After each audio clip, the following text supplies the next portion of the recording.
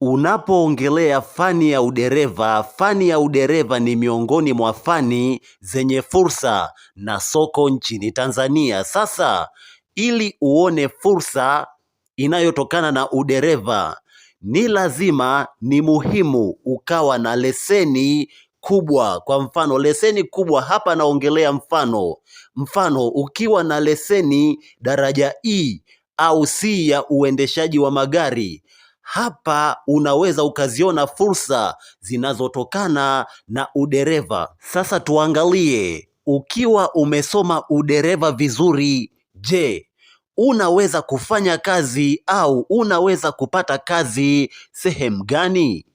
Namba moja ni jeshi na vyombo vya ulinzi. Unaweza ukapata nafasi jeshini kupitia udereva.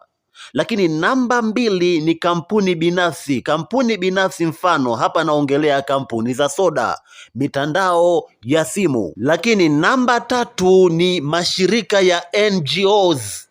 Namba nne ni ajira serikalini, mfano kwenye halmashauri huwa nafasi zinatoka. Kwa hiyo ukiwa na leseni inayotakiwa unaweza ukapata nafasi ukawa dereva wa halmashauri. Lakini na mwisho ni makampuni ya usafirishaji.